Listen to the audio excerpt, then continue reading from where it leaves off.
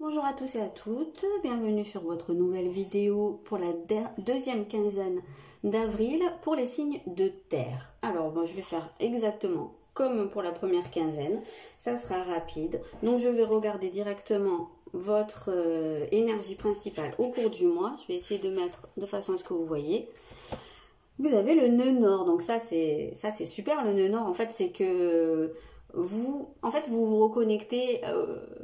J'ai l'impression qu'en fait vous secouez la tête, ou vous avez été secoué pour regarder, pour vous replacer dans la bonne direction. Donc il se peut que vous ayez vécu ou que vous viviez là au cours des jours à venir quelque chose qui soit comme presque un, je vais pas dire un avertissement, mais qui vous dise eh oh coucou, t'es pas sur la bonne voie, donc là il va falloir te replacer sur le bon chemin. Ça peut être quelque chose de très positif, ça peut être quelque chose d'un petit peu plus douloureux, ça dépend où vous en êtes, mais en tout cas ça peut être aussi quelque chose qui s'est produit récemment, mais en tout cas on voit que là votre énergie principale c'est de vous remettre dans la bonne direction, de vous refocaliser sur le but, alors peut-être pas le but de votre vie, je sais pas si on en a un seul, mais en tout cas dans la période actuelle, que vous vous remettez dans la bonne direction, dans ce qui est bon pour vous. Qu'est-ce qu'on a ici?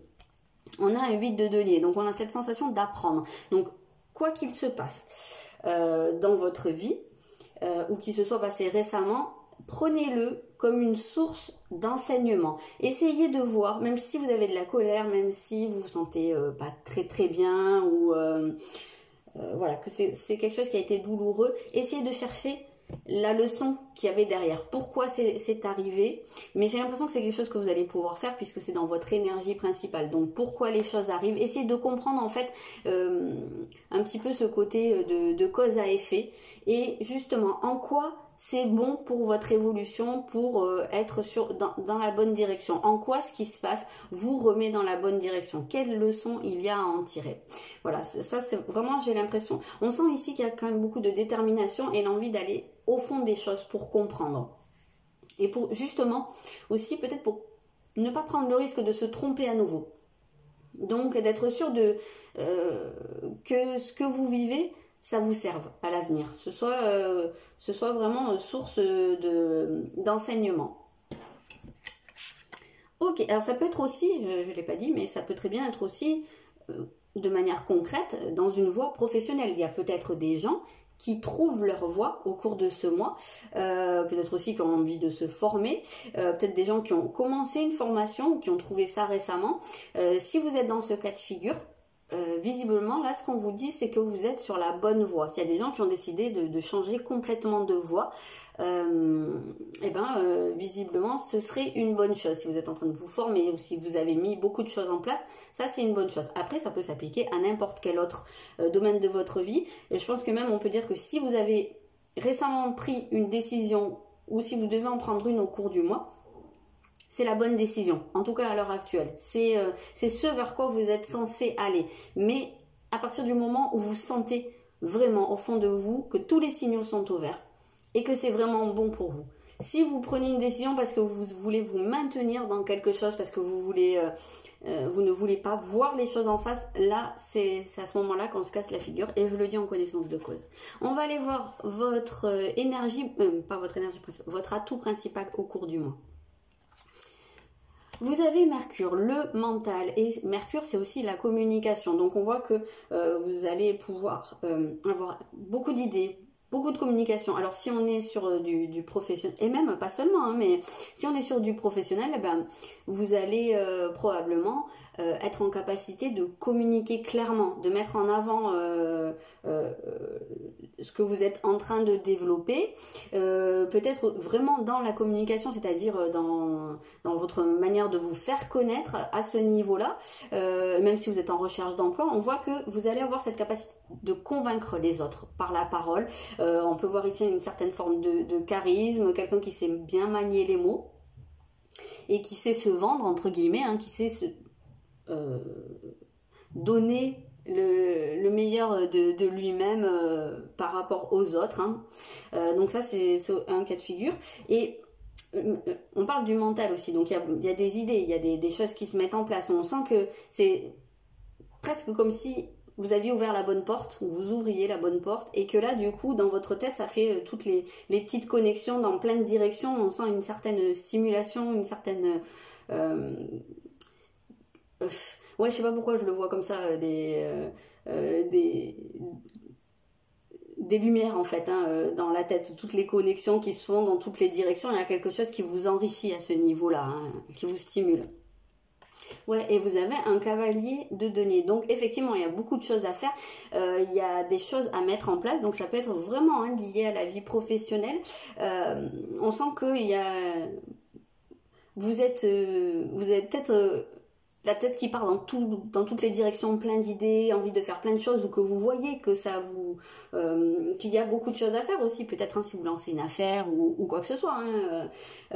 Ça part dans plein de directions, il y a plein de choses à faire, plein de choses à mettre en place, vous le voyez, vous savez qu'il faut aller dans plein de directions, et justement, vous avez la capacité d'échelonner en fait, justement de pas vous éparpiller, mais de vous rassembler pour pouvoir faire les choses au bon moment, pour que ça puisse s'installer dans la durée. Donc peut-être aussi de ralentir le rythme des pensées, des envies, voilà, ne pas partir dans toutes les directions à la fois, mais vous allez avoir ce truc de pouvoir organiser les choses. Et si c'est pas professionnel, mais ça s'applique quand même, sauf que là c'est de manière beaucoup plus symbolique. Mais il semblerait que, puisque vous allez sentir que vous êtes sur votre bonne direction, quel que soit le domaine concerné, ou si c'est tous les domaines de votre vie, il y a des choses à réorganiser. Et ça, vous en êtes conscient, vous voyez en fait tout ce qui va changer. Il y a peut-être des projets que vous aviez qui prennent une autre tournure, parce que peut-être que finalement vous vous rendez compte que c'est pas forcément la bonne direction pour vous, ou il y a un événement qui fait que vous vous en rendez compte et que vous êtes obligé de changer vos plans, et du coup vous savez qu'il y a plein de choses à faire, plein de choses à réorganiser, mais vous avez cette capacité à faire les choses correctement, dans le bon ordre, à planifier. Donc qu'est-ce qui va être à travailler au cours du mois ?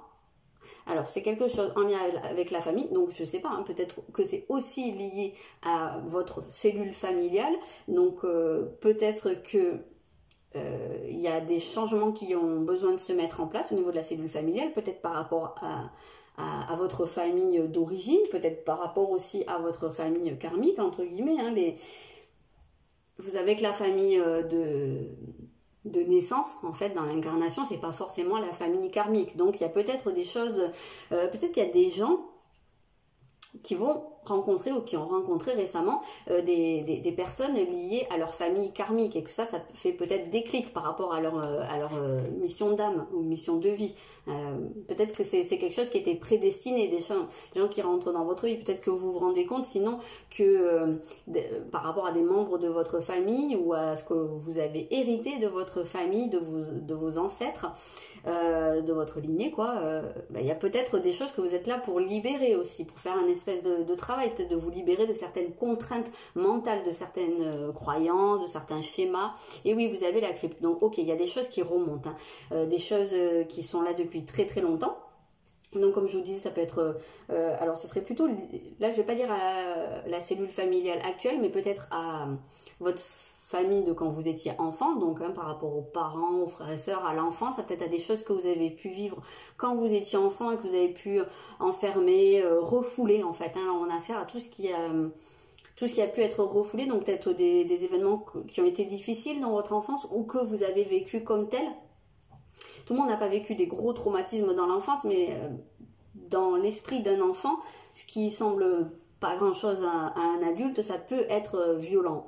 Un déménagement par exemple, il y a peut-être des enfants qui auront hyper mal vécu de devoir partir d'un endroit, et les parents se disent bon ben voilà, c'est comme ça, on déménage, des amis tu t'en feras d'autres, mais il y a peut-être des enfants par rapport à leur sensibilité où ça a été très très compliqué et qu'ils ont pu vivre entre guillemets comme un traumatisme. C'est un exemple pour expliquer les choses. Donc voilà, en tout cas, il semblerait qu'il y ait des choses qui remontent par rapport à vos relations familiales, peut-être aussi par rapport Donc, est-ce que vous avez vécu dans l'enfance par rapport à votre relation à vos parents, par rapport à votre lignée, ou par rapport à votre vision de la famille aussi, peut-être pour certaines personnes. Mais en tout cas, ça passe par la libération, enfin le fait de se confronter à des choses qui ont été refoulées, qui ont été enfermées, donc ce qu'on dit encryptées, hein, forcément. Et voilà, peut-être faites attention à vos rêves, si vous avez des choses, ou si vous rêvez d'une cave, ou j'en sais rien, d'un sous-sol, voilà, de tout ce qui va vous attirer l'attention sur le fait d'aller chercher sous la terre. En fait, c'est tout ce qui se trouve en dessous du niveau de la conscience. Donc ça peut être intéressant, ça peut vous donner des indications. Si vous avez tendance à rêver souvent et à vous souvenir de vos rêves, ça peut être intéressant. Parce que souvent, ce qui est encrypté, quand ça veut ressortir, ça va se manifester beaucoup par les rêves. Pas seulement, mais bon. Alors... Et oui, et du coup, comme vous aviez le mental hein, dans votre atout principal, ben justement, le mental est très lié à ce qui est refoulé, hein, forcément, puisque les murs qu'on met autour de choses qui ont pu nous sembler difficiles à un moment de notre vie, ils sont érigés par le mental. Donc voilà, il y a peut-être que vous prenez conscience hein, petit à petit de choses qui vous limitent, qui vous bloquent, que vous avez refoulées et que vous allez mettre en œuvre je sais pas, des choses pour faire tomber ces murs, mais pas d'un coup, parce que je pense que ce serait trop violent. Et c'est pour ça qu'on a un cavalier de denier ici, qui vous invite à faire les choses progressivement. Donc, en conseil, ben, elles sont toutes à l'envers ou quoi? Vous avez, sachez où est votre place. Donc, sachez où est votre place, c'est une question de positionnement. Donc, il va probablement falloir que vous vous positionnez sur quelque chose, sur votre axe en fait, hein, sur votre but de vie. Donc, soit vous en avez conscience et vous vous positionnez, là on le sent, hein, que y a une certaine affirmation de dire bon maintenant je suis sur ma voie, donc je ne reviens plus en arrière et je sais que je vais dans la bonne direction et je m'y tiens. Soit c'est quelque chose qu'il va falloir peut-être chercher. Donc peut-être suite à ce que vous allez alors découvrir, oui et non. Ce sera peut-être pas une découverte, ce sera peut-être une redécouverte, c'est probablement des choses qui remontent. Donc c'est peut-être aussi lié pour certains à une difficulté à se positionner, soit dans une cellule familiale, soit dans un groupe de personnes au niveau relationnel. Il y a peut-être aussi, ça fait peut-être partie d'une de vos missions de vie, bah, d'apprendre à vous positionner, de ne plus être le cul entre deux chaises, hein, comme on dit, désolé. Mais quelque part c'est une affirmation de vous. Donc là on vous sent... Je vous l'ai dit au départ, hein, je sens pas mal de détermination ici pour ne pas reproduire des erreurs. Donc, qu'est-ce qui vous vient de l'extérieur ici? Vous avez l'élément R. C'est drôle, hein, parce qu'on parle de communication. On avait Mercure ici qui parle aussi de communication, qui est très lié à l'élément R. Donc, ici, c'est ce qui vous vient de l'extérieur, de votre relationnel avec les autres ou des événements extérieurs. Donc, il se peut qu'il y ait une discussion ou peu importe, hein, mais une communication avec quelqu'un alors soit que vous appreniez des informations, soit que vous puissiez avoir l'opportunité de dire les choses ou qu'on vous dise des choses peut-être qui étaient cachées. Ça c'est un cas de figure. En tout cas on a cette notion d'apprendre quelque chose qui vient de l'extérieur, donc par une autre personne. Et vous avez l'étoile, donc visiblement il se produit quelque chose qui vous donne de l'espoir, qui ouvre sur un meilleur avenir. Et peut-être que c'est lié à ce nœud nord ici, donc à cette direction, ou alors ça peut être une rencontre, hein, peut-être hein, pour certains, une rencontre qui était vraiment prédestinée parce que c'est quelqu'un qui va vous amener sur votre axe ou qui va vous faire travailler des choses. Quand on parle de quelqu'un qui est prédestiné, qui rentre dans notre vie, c'est pas forcément une histoire d'âme sœur, de flamme jumelle ou je ne sais quoi. Et c'est pas forcément la personne avec qui vous allez faire votre vie sentimentale ou amicale. Voilà, c'est pas forcément quelqu'un qui va rester tout au long de votre vie près de vous. Ça peut être quelqu'un qui aussi va vous blesser. Parce que c'était important que vous ouvriez les yeux sur quelque chose. Ça, je le précise parce que des fois, on peut s'imaginer que le destin ne fait rentrer dans notre vie que des gens, ça y est, c'est la bonne personne et tout, et pas toujours. Mais par contre, c'est toujours nécessaire quand ça se produit. Donc ici, alors ça peut être une conversation, quelque chose que vous apprenez qui vous donne de l'espoir, qui vous redonne, qui vous refait croire en quelque chose. Ouais, je le ressens comme ça, peut-être quelque chose. Et c'est vrai qu'avec l'étoile, on retrouve cette notion du destin, d'être guidé par sa bonne étoile, de recevoir des messages qui vous guide en fait. Hein. Ici, on peut voir une certaine guidance, donc peut-être, hein, soit vous allez aussi peut-être vous fier à votre guidance, et là, ce qui viendrait de l'extérieur, c'est de l'extérieur, mais plus des guides ou des messages, voilà. Mais ça peut être aussi quelqu'un qui vous transmet ce type de message, ou bien de manière très concrète, quelqu'un qui va vous donner les informations qui vous manquent, ou qui va vous apprendre quelque chose, ou qui par le biais d'une conversation va vous faire du bien, va vous consoler aussi peut-être, pourquoi pas. Mais en tout cas, ce qui vient de l'extérieur là, c'est plutôt positif. On va regarder pour les taureaux. Alors ici, on a la maison 6 et on a un cavalier de bâton. Donc vous, ça vous fait 2 cavaliers quand même. Donc on sent qu'il y a cette envie de faire bouger les choses. Et il y a probablement des choses qui bougent, il y a des choses qui se mettent en place, qui se planifient. Et vous avez envie, là, vous avez envie d'avancer. Alors vous avez envie soit de mettre fin à un certain quotidien qui, là, peut-être vous chatouille les sabots, hein, pour garder l'idée du cheval. Et que vous avez vraiment envie de bouger. Vous sentez que... vous avez besoin d'avancer, de faire autre chose. Mais ça peut aussi être professionnel avec la maison 6. Donc peut-être qu'au niveau... Et on l'avait dès le départ. Peut-être qu'au niveau professionnel, là, il y a quelque chose, comme on l'a dit au début, hein, qui fait que vous trouvez votre voie. Vous avez peut-être un déclic, ça s'est peut-être fait récemment. Ça va peut-être se faire dans la quinzaine. Mais on sent que ça y est, bam, vous trouvez... Vous avez envie d'avancer, vous êtes sûr de vous, vous êtes passionné, hein, et c'est marrant parce qu'on parle de charismatique. Et je vous l'ai dit avec votre atout principal avec Mercure, que je voyais quelqu'un qui avait du charisme, qui savait même entraîner les autres, faire que les autres soient acquis à leur cause, ou même si c'est pas votre cause, même si c'est pour autre chose, si c'est pas quelque chose de personnel à vous, mais que vous savez convaincre les gens et leur donner envie, surtout leur donner envie de vous suivre dans vos projets. En tout cas, on sent que vraiment c'est quelque chose qui vous emmène, hein. Ok, donc ici on va regarder pour les vierges. Voilà, vous avez la maison 7, donc c'est dans votre façon de vous lier aux autres, c'est peut-être dans votre couple, si vous êtes dans une relation installée, c'est peut-être dans votre vision du couple. Ok, vous avez la confiance en soi, vous avez le mat. Donc ici il y a une question de peut-être aussi trouver votre indépendance, trouver justement, oui, croire en vous, c'est marqué. Croire en vous, peut-être, alors pour ceux qui sont en couple, il y a peut-être besoin de vous recentrer un petit peu plus sur vous et d'avancer plus dans en étant indépendant, hein. Ici c'est beaucoup ce qu'on va ressentir, donc de faire les choses par vous-même, parce que c'est marrant parce qu'elles sont vraiment, comment dire, c'est comme si elle se contrebalançait ces 2 cartes, parce que la maison 7, c'est votre manière de vous lier, elle est reliée au signe de la balance, elle est souvent connotée avec une certaine dépendance, justement, d'avoir besoin de l'autre. Et à la fois le mat qui vous parle de votre indépendance, de faire les choses par soi-même. Donc ici, on peut ressentir une certaine forme d'équilibre. Peut-être qu'il y en a certains qui vont trouver ça au sein de leur couple, qui vont reprendre confiance en eux et ne plus être dans l'attente, dans la dépendance.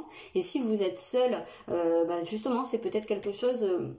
que vous remettez en question, peut-être que vous réalisez que vous êtes peut-être dans la dépendance, voilà, qui a besoin de développer votre indépendance, votre confiance en vous d'abord, de faire les choses par vous-même en premier avant de pouvoir vous lier à une personne. Et ça vous vient peut-être... Sachez où est votre place, positionnez-vous. Est-ce que vous êtes dans la fusion, dans la dépendance, ou est-ce que vous faites les choses par vous-même? Je pense qu'il y a de ça. Et ça, c'est peut-être des choses qui sont liées à votre passé, alors peut-être liées à votre enfance, peut-être des choses que vous avez vues dans le couple de vos parents ou que vous n'avez pas vues justement. Voilà, ça sera pas la même chose pour tout le monde, mais peut-être que ça peut être intéressant de vous poser la question. Et pour les Capricornes, on a la maison 11 et on a l'as d'épée. Donc, alors ici... ça peut être beaucoup de choses, mais la première des choses qui me vient, c'est les projets. Donc il y a peut-être un nouveau projet qui se met en place, et c'est marrant parce qu'on a quand même, on avait quand même cette idée avec le nœud nord ici, donc ça peut très bien être professionnel, hein. Peut-être qu'il y a une proposition aussi, hein, qui vous vient de l'extérieur.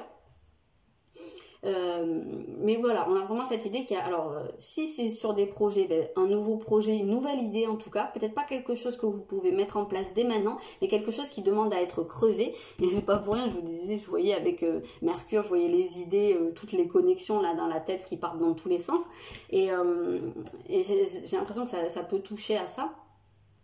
Et alors pour d'autres, ce sera peut-être pas les projets, ça peut être aussi lié à votre vie relationnelle, à votre...